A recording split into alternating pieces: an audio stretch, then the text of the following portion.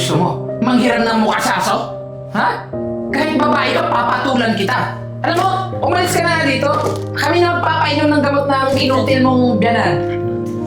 Umalis ka na. Oh, babe, kumain na tayo. Mamaya mo na kainin yung lumpo na yan. Wala namang ginagawa dito sa bahay. Papasubo pa. Hoy, nagpadala na ba yung kapatid ko, ha? Ah, huwag ka pa-arte-arte ha. Ah, Sandali nga, tinatanong ko eh. Uy! Nagpadala na ba yung kapatid ko?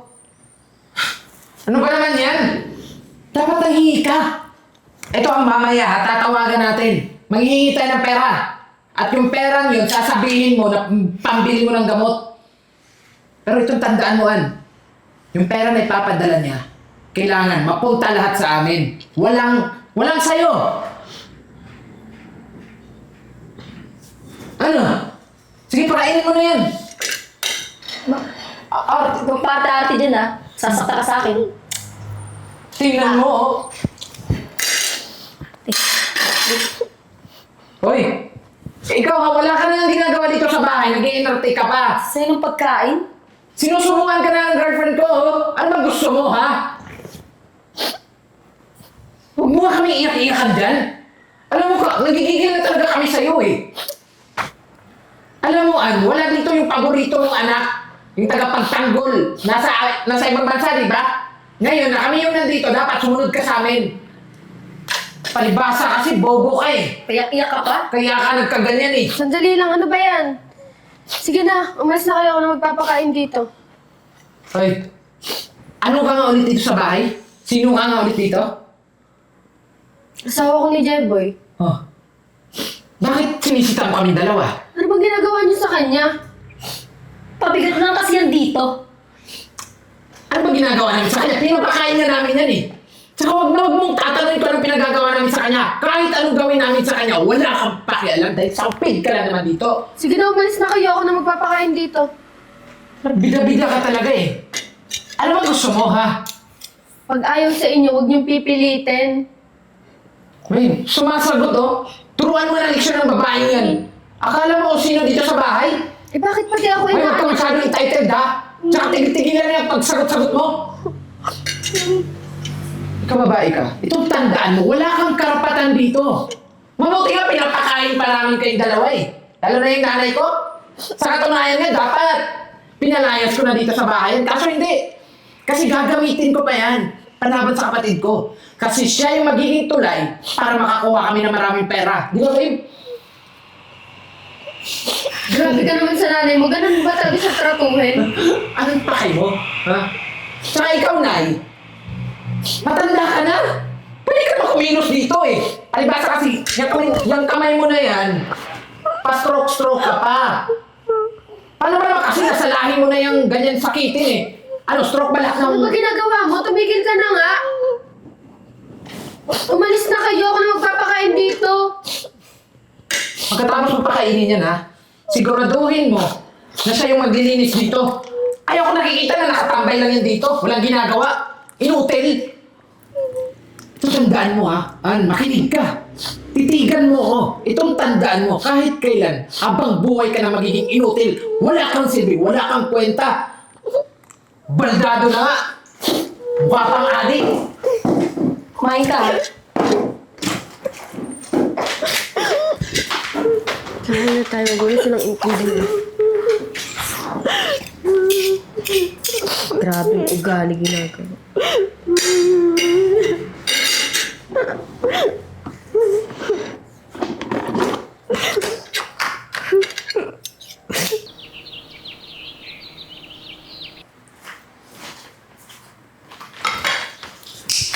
Hoy, babae ka. Alam mo, kanina ka pa dito sa kusina ah. Tingnan mo, ang kalat-kalat dito, hindi ka pa naghugas ng plato. Ang daming ano, oh. Ang daming gamit na mga baso dyan. Nagpe-prepare ako ng gamot ng nanay mo ah. Ikaw masyado kang pilingera ha. Nakikisip-sip ka pa dito. Ano bang inaano nyo? Hoy, hindi ko gusto yung tono ng pananalita mo ha. Alalahanin mo, sampid ka lang dito. Asawa ka lang. Ako, isa ako sa may-ari ng bahay na to. Sa katunayan nga niyan eh. Pwede kitang palayasin dito ora mismo. Bakit? Ano ba ginagawa ko? Naghahanda lang naman ako ng gamot ng nanay mo eh. At akong inutusan ni Jeboy. Hoy, pilingera ka. Sip-sip ka rin naman. O bakit? Asawa ka lang rin naman dito ah. Talaga sumasagot-sagot ka pa? Anong gusto mo? Manghiram ng mukha sa aso? Ha? Kahit babae ka, papatulan kita. Alam mo, umalis ka na dito. Kami na magpapainom ng gamot ng inutil mong biyanan. Umalis ka na.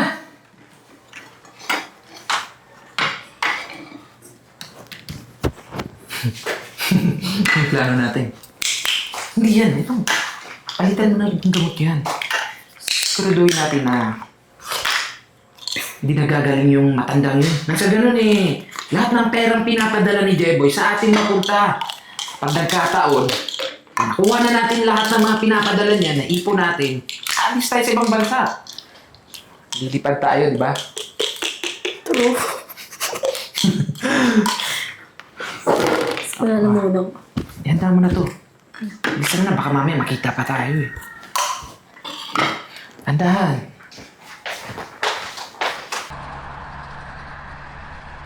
Kamusta kaya sa bahay?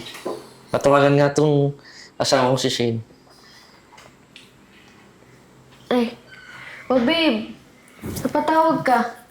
Babe, gusto lang sana kitang kamustahin tsaka si nanay. Kamusta kayo dyan? Babe. Kailan ka ba uuwi? Babe, alam mo naman na kakapirma ko lang ulit ng kontrata eh. Medyo matatagalan pa ako bago makauwi. Bakit ba? Ano bang problema dyan?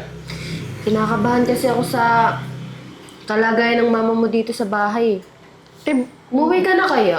Bakit naman? Di ba sinabihan naman kita na alagaan mo si mama tapos ikaw na rin magpainom ng gamot? Ano bang nangyayari sa'yo? Bakit parang balisa ka? Ano kasi? Basta babe, umuwi ka na lang dito. Ay, o siya, sige babe. Mag-ingat kayo dyan at si mama, huwag mo papabayaan. Painom mo lagi ng gamot. Ako na bahala kay mama mo. So, sige na babe, bye-bye. Sige, bye-bye.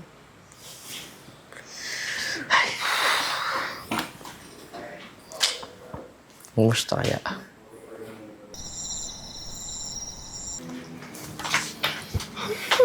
Oh, baldadong matanda. Uminom ka ng gamot mo. Alam mo, pasalamat ka sa amin ha. Kasi kahit papano eh, inaalagaan ka pa rin namin kahit na ganyan yung kalagayan mo. Tingnan mo oh, pinagsisilbihan ka pa talaga ng girlfriend ko. Inom. Inom. Oh, Inom sabi eh. Di ka pa iinom? tigas sa... Hayop na babae to ah. Alam mo, pinapainom ka na nga ng gamot. Ang arte-arte mo pa. Inumin mo to. Lunukin mo! Inom.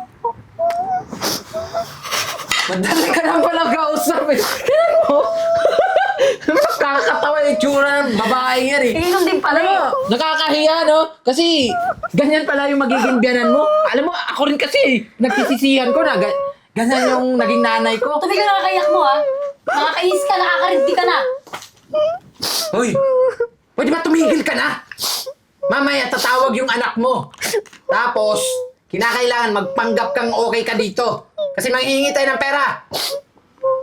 Ayusin mo yung mukha.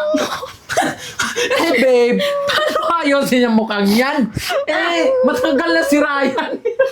Kahit ano renovate pang gawin natin dyan. Ano magagawa yan?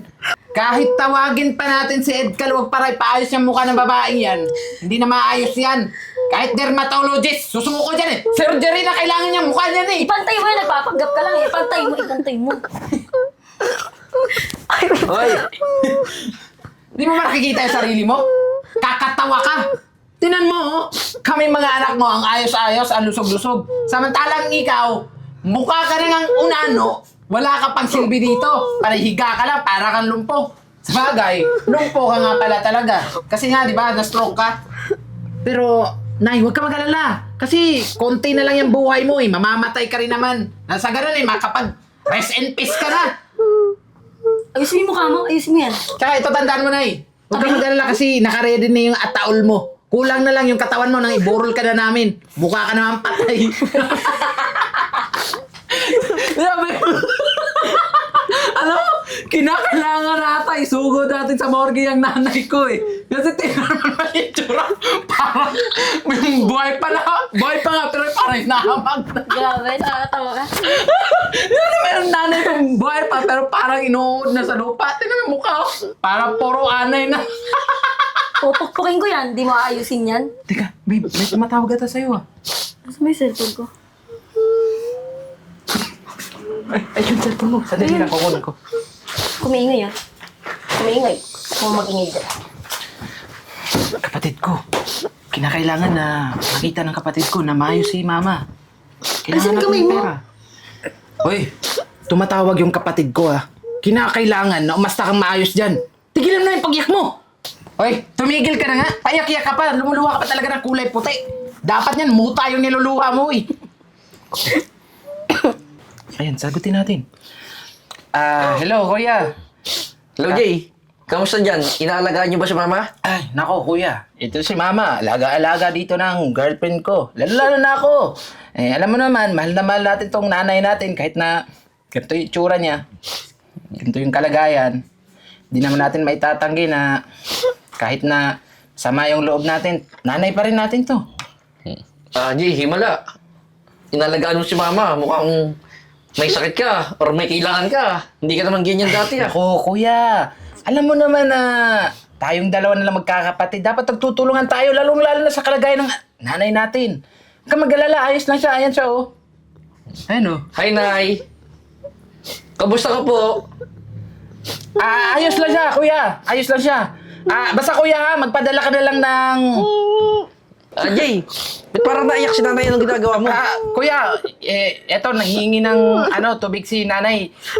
Papatayin ko muna. Tsaka kuya, yung padala mo ha, isend mo na lang sa akin kasi ano ba kailangan problema ko dyan? eh. Bye-bye kuya. Jay! Jay! Hoy, Ingay mo ah. alam mo, ikaw namumuro ka na sa akin. Gusto mo ba sakalin kita dyan nang sa ganun, magbigtay ka na lang? Hayop ka? Alam mo, tsaka kay eksena eh. Magbabala ka magsumbong kay J-Boy, ha? Bakit? Tingin mo ba may magagawa ka? Kahit kailan talaga, syunga-syunga ka eh. Alam mo, tigilan mo na yung kakangiwi mo ng ano. Mamaya, lain ka, ibalik ko yan sa original na itsura ng bibig mo eh. Ibalik mo nga, ibalik mo. Alam mo, pwede ba tumigil ka na? Itong tandaan mo, isang beses ba na magbabala ka magsumbong kay J-Boy? Tandaan mo, mamaleta kita. Papaarod kita sa ilo. Gusto mo ba yun, ha? Sa ganun eh, kakain ka na ng pirana, mukha ka na ng pirana. Ayusin mo yung mukha mo ah. Tingnan mo, titingin ka pa. Tara na nga. Hoy, isang beses pa na mangingialam ka sa amin, ha? Isang beses pa na magbabala ka magsumbong kay J-Boy. Titingnan mo yung hinahanap mo, makikita mo. Kung hindi, manghihiram ka ng mukha ng kambing. Mukha ka pa ng kambing, oh! Tingnan mo yung bangs mo, oh! Kapal-kapal pa ng pilok mo, po.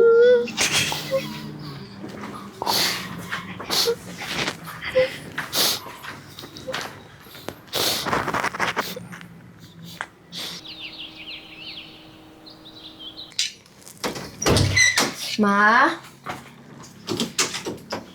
Ito na yung pagkain mo. Gising ka na. Ma? Ma? Ma?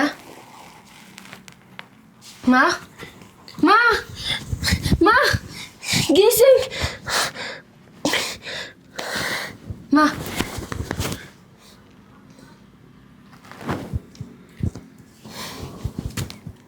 Hello? Hello po. Emergency po. Kailangan po namin ng ambulance dito sa Barangay 25 po dito sa Tagaytay. Sige po, sige po.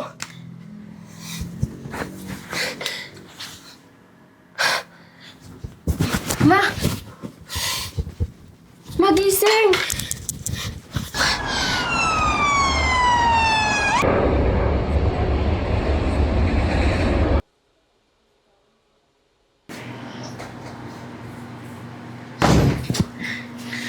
Shane.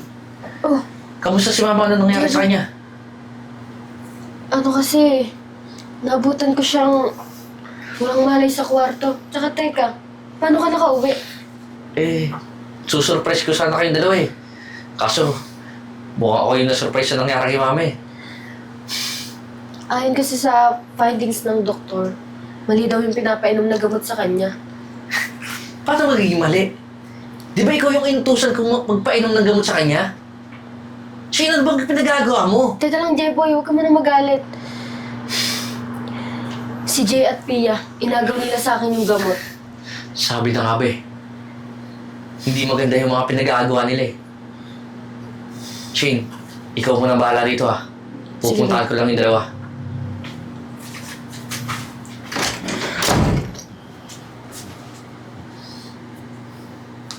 Sana gumising ka na, ma.